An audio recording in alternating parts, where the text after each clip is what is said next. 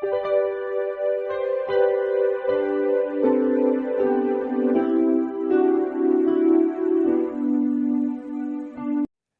Students, প্রথমেই UK educational টিপসের পক্ষ থেকে তোমাদের সকলকে স্বাগত জানাই।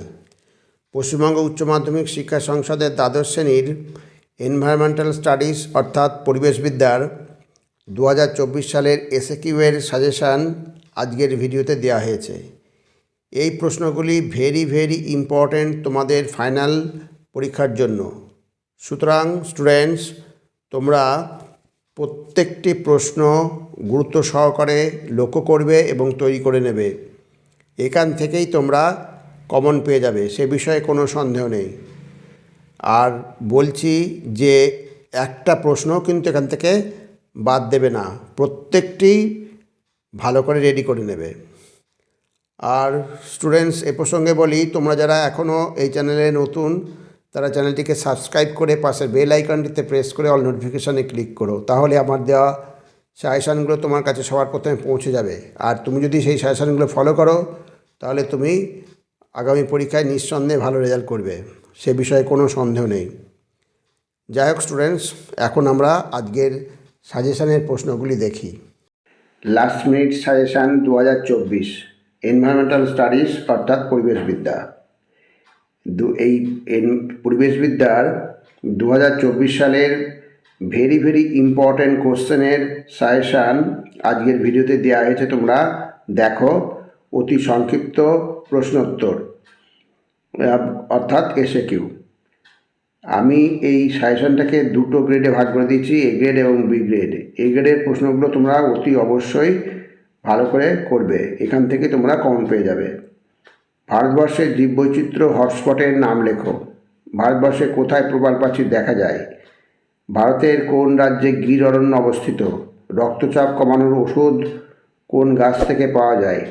অথবা এটা এইভাবেও আসতে পারে, স্নায়বিক রোগের নিরাময়ে যে গাছ ব্যবহৃত হয় তার নাম কি?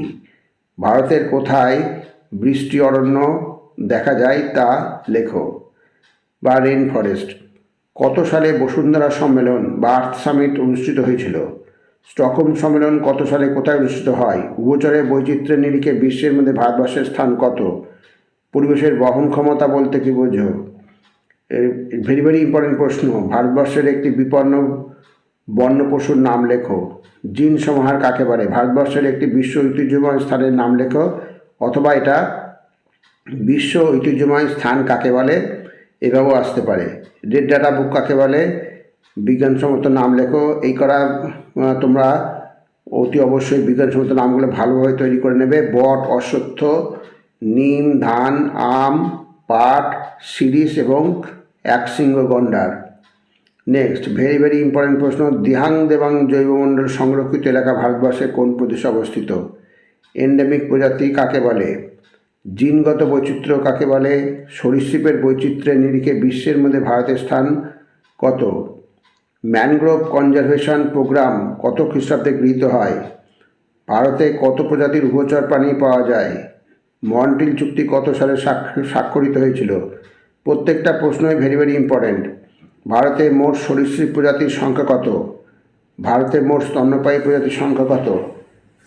নেক্সট হচ্ছে, ভারতবর্ষের কোন প্রদেশে নাচুনি হরিণের দেখা মেলে? জীববৈচিত্র্যের গুরুত্বপূর্ণ স্থান বলতে কী বোঝো?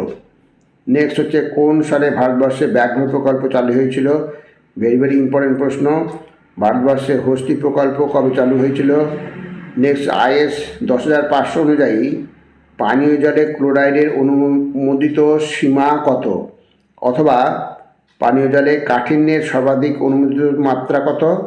অথবা আর্সেনিকের সর্বাধিক অনুমোদিত মাত্রা কত? তিন রকমভাবেই, যে কোনো রকমভাবে আসতে পারে। কলিফর্ম বলতে কী বোঝো? পানীয় জলে কলিফর্ম কী পরিমাণে থাকা উচিত? ভারতবর্ষে মোটরযান আইন কত খ্রিস্টাব্দে জারি করা হয়? ভেরি ইম্পর্টেন্ট প্রশ্ন। ভারতবর্ষে বয়লার আইন কত খ্রিস্টাব্দে চালু হয়?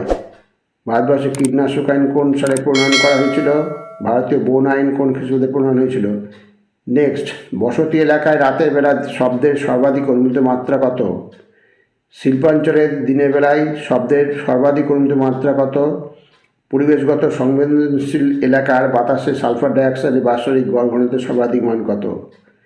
এগুলো প্রত্যেকটা খুব ভালো করে করবে। বসতি এলাকার বাতাসে নাইট্রোজেন অক্সাইডের বাৎসরিক গড় ঘনত্বের সর্বাধিক মান কত? নেক্সট, সৌর মূলধন কাকে বলে? ভেরি ভেরি ইম্পর্টেন্ট প্রশ্ন। অথবা এটা এইভাবে আসতে পারে, এইভাবে না আসলে এইভাবে আসবে, সৌরশক্তিকে সৌর মূলধন বলা হয় কেন?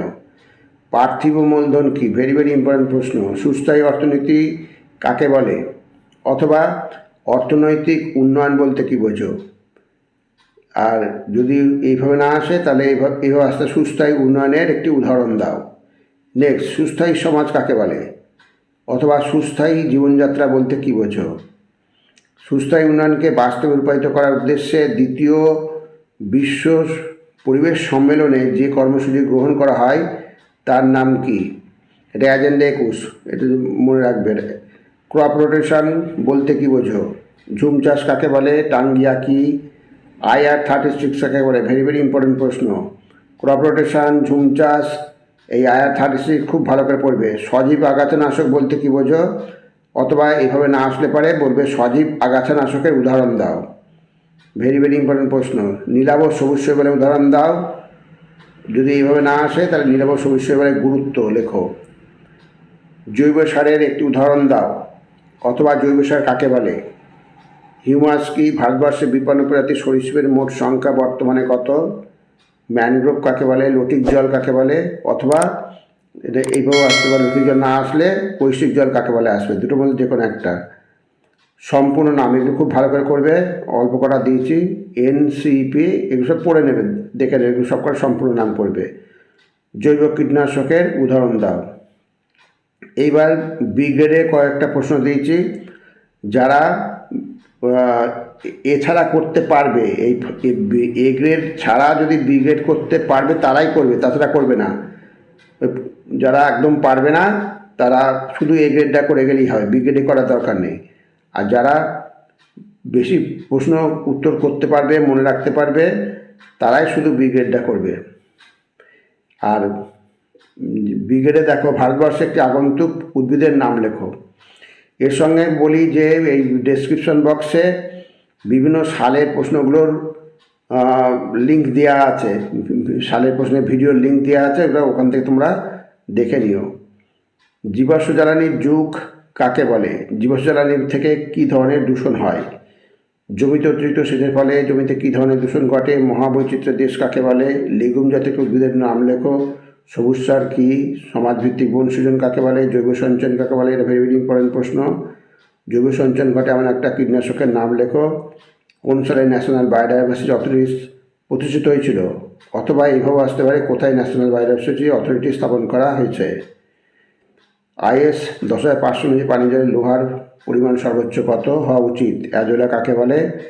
আর কোন সালে ফরেস্ট সার্ভে অফ ইন্ডিয়া স্থাপিত হয়? স্টুডেন্টস, ওই সালের প্রশ্নগুলো ভিডিওগুলো তোমরা অতি অবশ্যই তোমরা সলভ করবে। ওই ভিডিওগুলো দেওয়া আছে ডেসক্রিপশন বক্সে, লিঙ্ক দেওয়া আছে, তোমরা ওখান থেকে অবশ্যই দেখে নেবে, ওগুলো তোমাদের করতে হবে। আর আমি যেগুলো দিয়েছি এগুলো করো, তাহলে তোমাদের কোনো চিন্তা নেই, তোমরা সব কমেন্ট পেয়ে যাবে। তাহলে স্টুডেন্টস, ভিডিওটি যদি ভালো লাগে অবশ্যই সাবস্ক্রাইব করো, এর সাথে একটা লাইক দিও এবং তোমার ফ্রেন্ডসদের মধ্যে ভিডিওটি শেয়ার করো। তাহলে স্টুডেন্টস, আজকে এখানেই শেষ করি। তোমরা সকলে ভালো থেকো। Thank you very much.